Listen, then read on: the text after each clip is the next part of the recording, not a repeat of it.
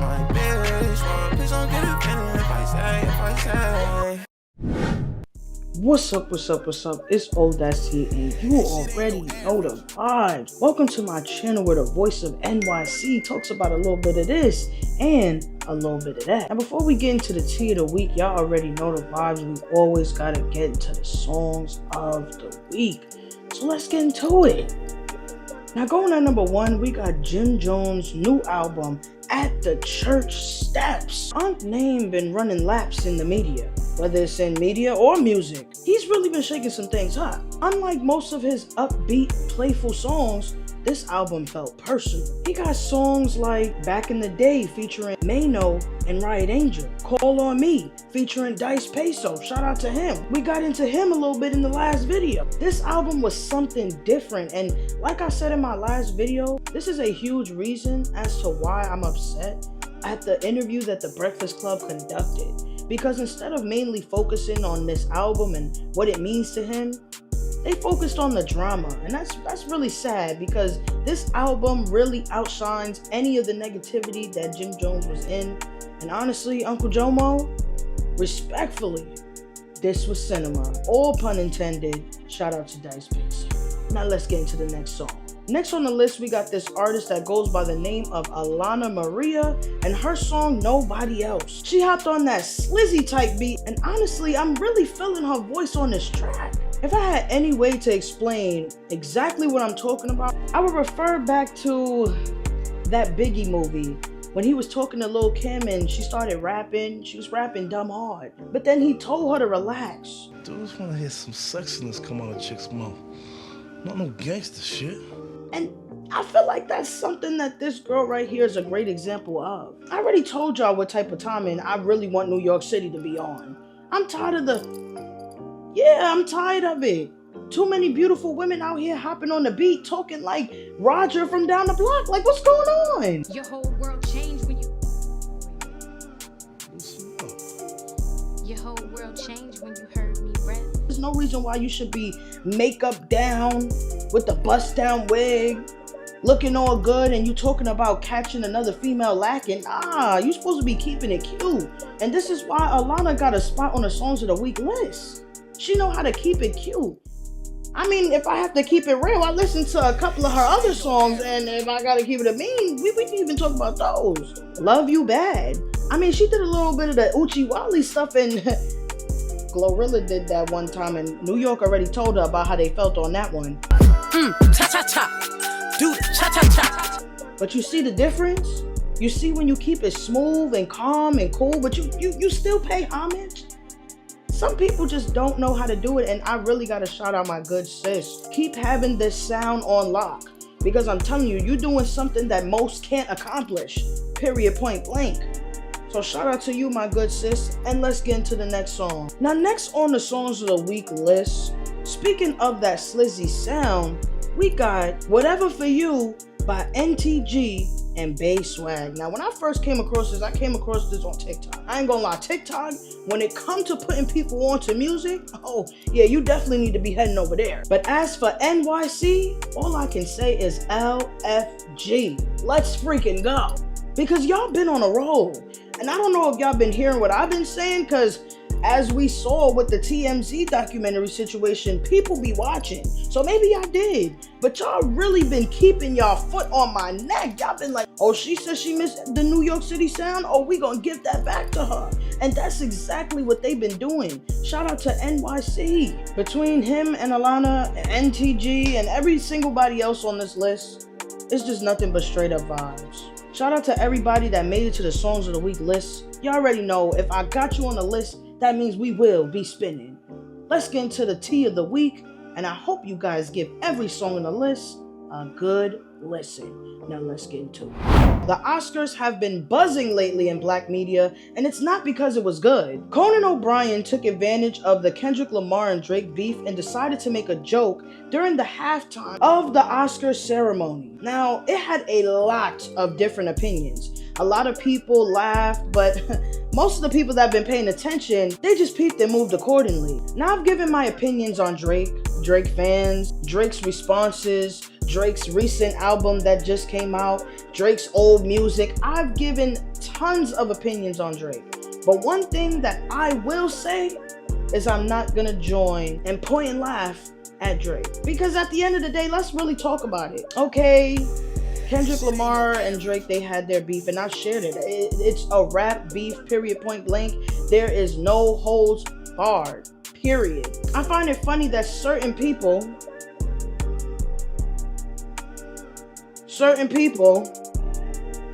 have the audacity to sit there and talk about Drake at one of the biggest award ceremonies of the year, a hip-hop artist at a movie award ceremony, but y'all can't call out the freaked out goblins that half of y'all is sitting next to? Oh, I just had to clock y'all real quick. I'm not even gonna get too much into it. I'm actually about to move on to the next topic, but I just want to say I will not be joining the Drake hate train because I already peeped what's going on.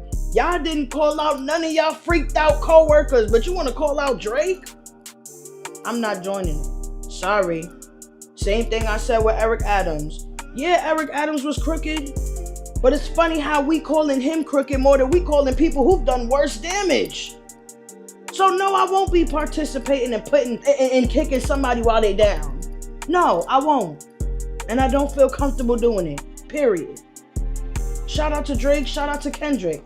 Shout out to Not Like Us, and shout out to the album with Party Next Door. Y'all both brought hip-hop to a different level this year. Drake said some crazy things about his wife. Kendrick Lamar said that he was, you know what I mean, hanging out with the younger folks. But regardless of whose side I was on, I respect that both sides played in the field. One lost, one took the dub, but both should hold their head up high. This impact will be felt by many, for many years. Now let's get to the next topic. Now on an entirely different note, way lighter to me if you want to keep it a bean, even though it's some sad news, John Cena just recently turned evil at the Elimination Chamber.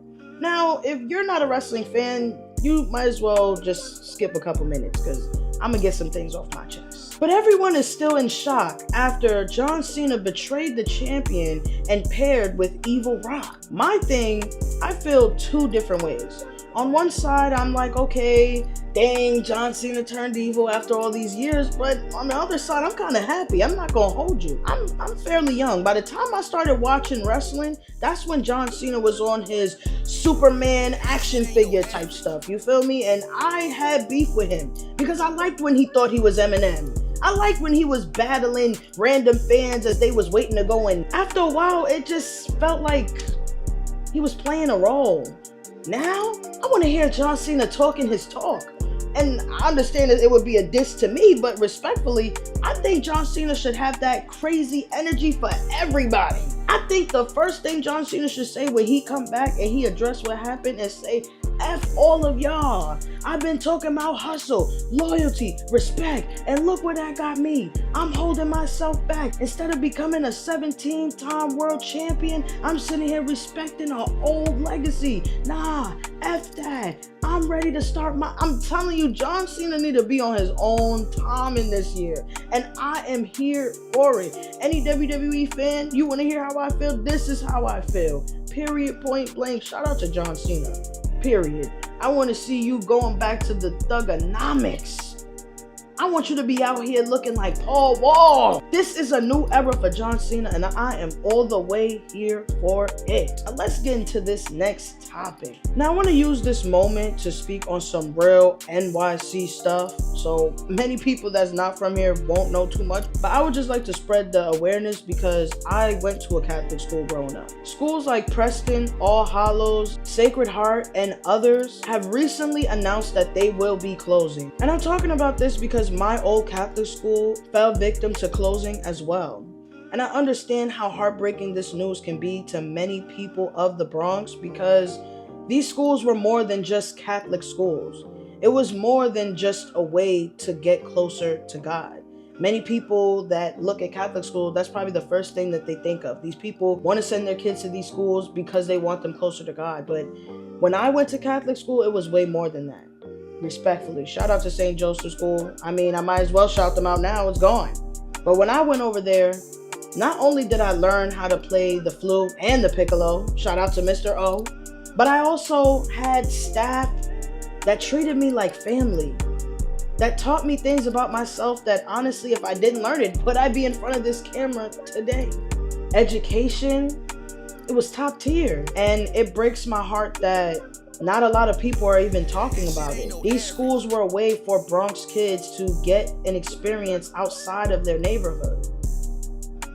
I know that Brooklyn is definitely not the most perfect borough in New York City. That's a fact.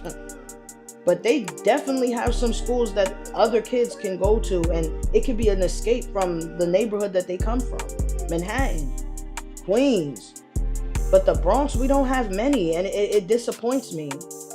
Our governor, and governor, listen, I'm not gonna hold this grudge against you, but that holds weight. Because you said that there were kids in the Bronx that didn't know how to use a computer. I learned how to type since I was in kindergarten. I always knew how to type. Since I could write, I knew how to type. I knew how to write in script in the 3rd grade. And now you ask a kid, write your name in script. They don't even, what script? We gotta do better. I see all these people that make it out of the Bronx, and what are their investments? Chains, big booty hoes, and nice cars. I mean, it's good for the short term, but by the time you hitting 30, you're still struggling on making money for yourself and your family. So I say this for everybody that wants to make it out of the city, for all the people that want to flex on bringing education to where you came from. Flex on bringing programs to the neighborhoods that you came from. Flex on fixing the communities that you came from. Because it's becoming a cold world now.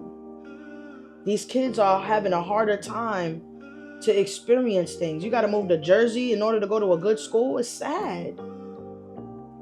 I don't know what's going on with the closings of these schools, but I don't know. All I'm gonna say is that people think that education doesn't matter, but it does. This message is for all the Bronx kids out there. Do not waste time playing games out there. Because at the end of the day, they are telling you that school don't matter, but then they are also creating jobs where you need school backgrounds. They are creating ways that you cannot make money unless you have education. Be smart. Invest. You in school right now, take it seriously. Because this is not a game. And this is more than just about Donald Trump and all this other. It's more than that. Because Donald Trump didn't get rid of these Catholic schools. This is more about us saving the Bronx. This is not a black or white thing. This is about the Bronx. And honestly, this is about New York City as a whole. Because if they can do that to the Bronx, imagine what other boroughs they can do that to. Pay attention, go to school. I don't care if you're 30 years old and you don't got nothing under your belt. Go back to school by any means necessary. Because you're going to need something under your belt. They're taking experiences away from kids. Please, go to school. And when you make it out of this hood, don't play around with your money. Invest in the neighborhood. Buy back the block.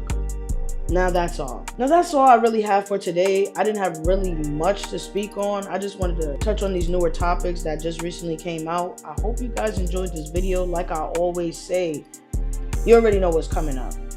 Always show love to God. Always be real. I'm tired of hearing fake this, fake. I'm tired of coming across fake people. Always be real. When you got real people in your corner, don't take them for granted. Don't do them dirt. Because I promise you, good people only come one time. I'm tired of people acting like they don't know that. Period, point blank. And real talk, if there is people out there that's taking you for granted, be on your own time. And there's nothing wrong with being alone. There's nothing wrong with walking alone. Yeah, Jesus Christ had his disciples, but when Jesus Christ was going through that pain, nobody else was going through that pain with him. He was going through that pain by himself. And sometimes you got to go through that pain by yourself. in order to thrive, in order to keep going, in order to fulfill that journey that you know God destined you to be on. That's all I'm going to say. Hope you guys enjoyed this video. Give this video a nice thumbs up. And I will be back with another video. Thank you. I couldn't believe it. Soon as I bought my Cuban chain, she called me back. Soon as I iced her up my wrist, she got